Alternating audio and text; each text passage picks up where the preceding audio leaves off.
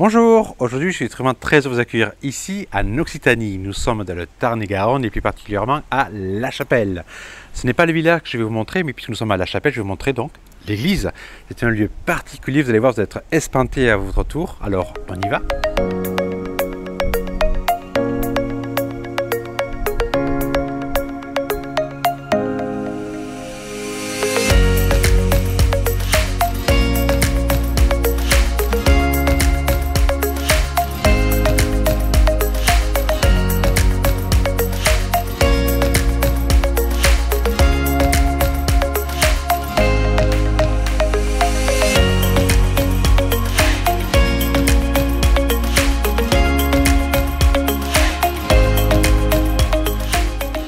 Bonjour. Bonjour. Merci beaucoup de nous accueillir ici. Oui, mais bienvenue à La Chapelle et dans l'église de La Chapelle que je vous invite à visiter. Parfait, parce que je ne la connais pas, je ne l'ai jamais vue. Il paraît que c'est un petit bijou. C'est un petit bijou et vous allez voir l'effet que cela donne quand on la voit en vrai. D'accord, on y va. Allez, on y va. Voilà. Je regarde là. Donc vous pouvez lever la tête et Waouh. dire tout ce que vous en pensez. Ah, je suis espanté, c'est fabuleux. Qu'est-ce que c'est beau. Donc vous êtes à l'intérieur de l'église de La Chapelle, dans un décor baroque qui a été réalisé à partir de 1761 jusqu'en 1776, donc deuxième moitié du XVIIIe siècle. Et c'est un baroque tardif. Ah oui, oui. Voilà. Bon, mais nous allons aller nous avancer pour aller jusqu'au cœur et voir un peu plus en détail tout ce décor.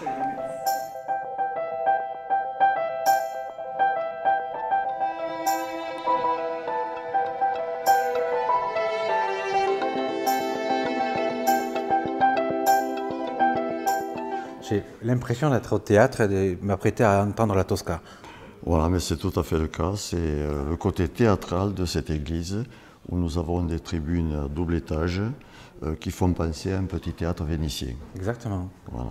C'est marrant, alors qui a voulu ça? Alors, qui a voulu ça? C'est le prêtre qui a financé les travaux, cette décoration. À ce moment-là, il y avait beaucoup d'habitants dans Le village, hein? le village et la paroisse de La Chapelle. Et comme cette église, auparavant, était la chapelle du château, pour une chapelle de château, ça fait une surface assez importante. Par contre, pour l'église paroissiale, ça faisait petit, puisqu'il y avait à l'époque entre 450 et 500 habitants. Ah oui. Voilà. Donc, manque à la messe le dimanche. Ouais, pour la messe du dimanche, où à l'époque, tout le monde venait bien sûr à l'église. Il y avait certainement plusieurs offices le dimanche, mais lorsqu'il y avait de grandes fêtes, ça devait être plein, comme on dit, à craquer.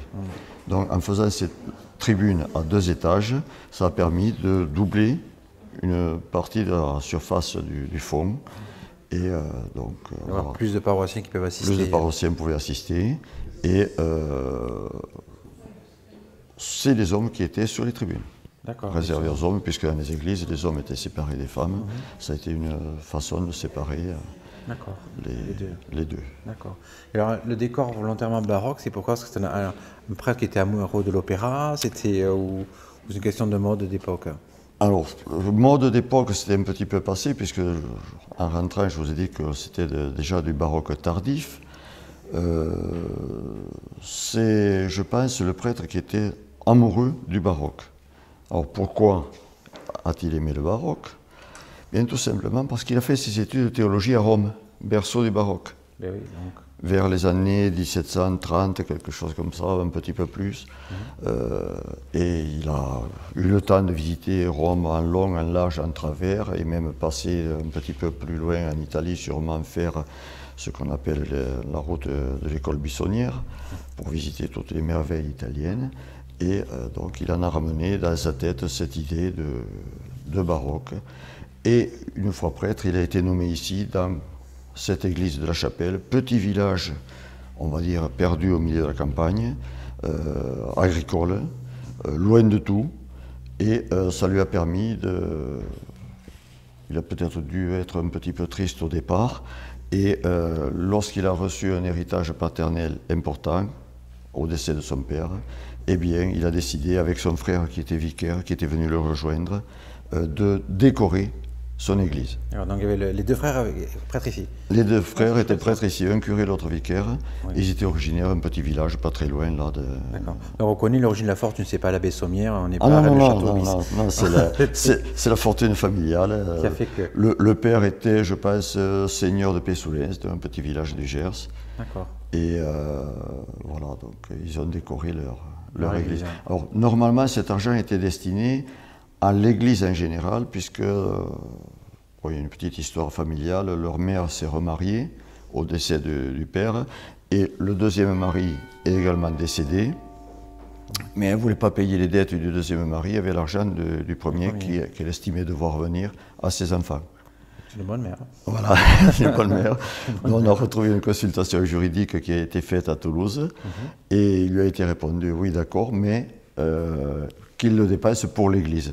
Et là, on a le texte correspondant, et c'était l'Église, bien sûr, avec un grand E.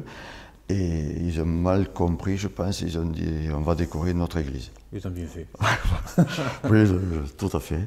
C'est très bien. Donc, voilà. Merci. Et donc là, c'est plutôt quoi, un lutrin, c'est... On appelle le lutrin, c'est reconnu comme étant un lutrin, mais il est fort possible que ce soit tout simplement un pupitre chargé de supporter les livres de chant. On l'imagine davantage dans une abbaye entre deux rangées de stalles, où on peut poser des livres de musique pour faire suivre la musique aux participants. Pourquoi plutôt pupitre, puisque normalement il n'y a qu'une seule Bible, donc il n'y a pas besoin de deux supports pour supporter la Bible, et là l'usage du lutrin se justifie pleinement. D'accord. Par contre, la colonne, on voit donc des béliers. Alors la colonne, là nous avons toute une symbolique, avec les béliers qui représentent un petit peu le bouc émissaire qui était chargé dans la Bible des Juifs de...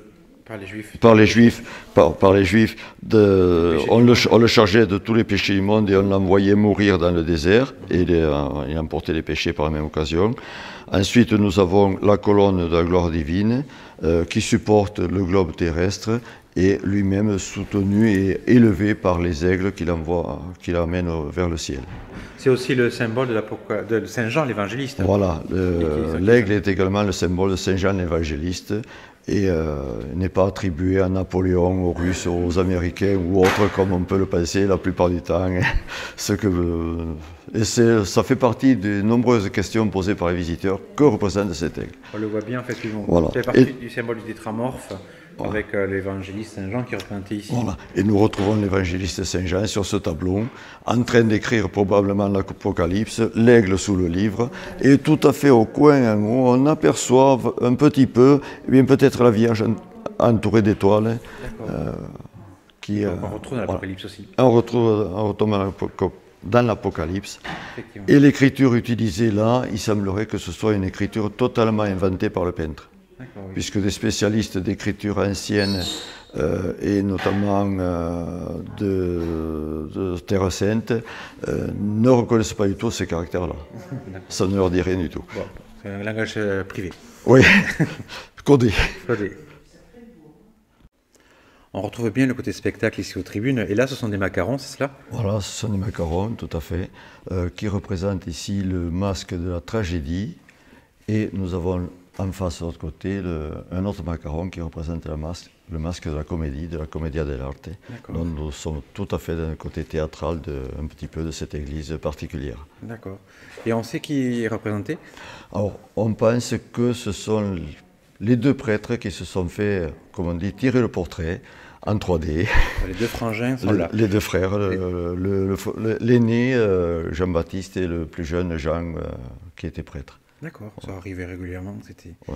Donc là, c'était réservé aux hommes, c'est ça? Le côté tribune était réservé aux hommes, avec le premier étage beaucoup plus décoré sûrement ou plus riche, et ensuite là-haut, ce qu'on appelle le poulailler dans les théâtres normaux, et en bas, ceux qui avaient sûrement des difficultés pour monter les escaliers, qui pouvaient rester en bas. Et les hommes sont séparés des femmes, puisque là, on a la possibilité de fermer la barrière et pouvoir rentrer par une petite porte qui est là-bas, à côté de la porte principale. D'accord. Donc en tout, il y a à peu près 400 personnes, c'est ça?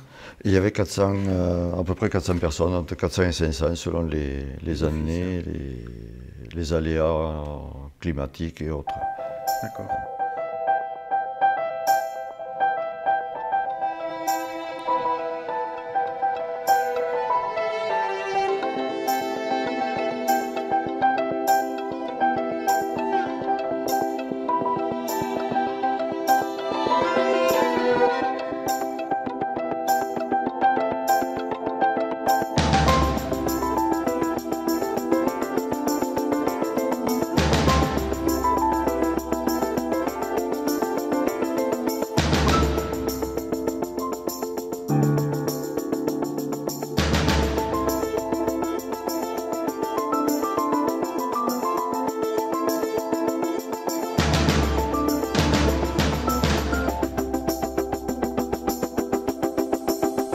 C'est du trompe-l'œil ou pas?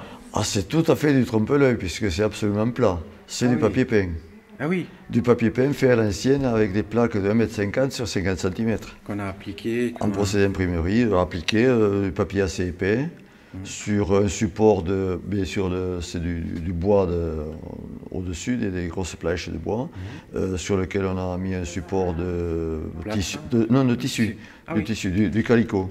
D'accord. Ce qui a permis à la mercière qui était à Valais d'Agen d'épuiser tout ce stock de calicot. Elle avait 80 et quelques années, elle était bien contente de faire partir ce stock. J'imagine. Voilà. Et c'est pas du tout la même entre le cœur et ici, ou alors Voilà. c'est une différence. Voilà, de côté cœur, comme j'ai dit tout à l'heure, le cœur c'est la partie la plus sacrée de l'église. Eh bien, au niveau du plafond, on retrouve la même différence. Le fond des motifs est doré et se rajoute un effet supplémentaire de trompe-l'œil, puisque selon la façon dont la lumière se réfléchit, on ne voit pas toujours le même dessin. D'accord. D'accord. Mais c'est quand même très beau. Hein. C'est très beau. Ah ouais. Et donc ça reprend un motif spécial ou pas? Alors, c'est un motif que l'on a dans une petite église de Rome, Saint-Charles-des-Quatre-Fontaines, qui a été réalisé par Borromini, un des maîtres du baroque romain. Bien sûr, lui, à Saint-Charles-des-Quatre-Fontaines, il a fait du vrai relief et ce motif se trouve dans la coupole. Et cette église de Rome est une toute petite église aussi. Le style baroque l'a fait paraître beaucoup plus grande qu'elle n'est réellement. Ah, c'est toujours trompe-l'œil. Trompe-l'œil, trompe-l'œil quand même, oui, bien sûr.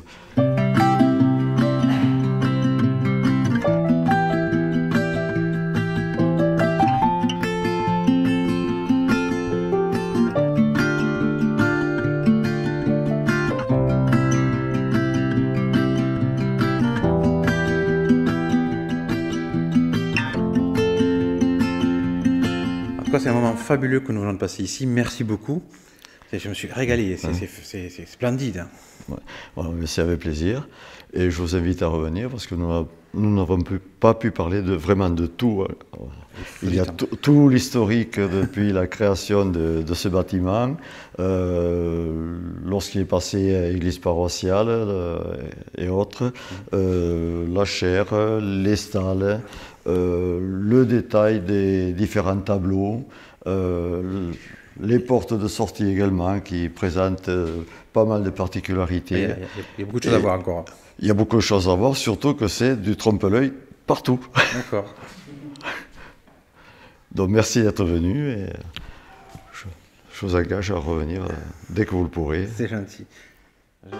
Et bien voilà, c'est donc ici que s'achève cette très belle découverte de cette église de La Chapelle. Merci beaucoup d'être de plus en plus nombreux à nous suivre. Je vous donne donc rendez-vous très vite pour de nouvelles aventures. Merci et à très vite.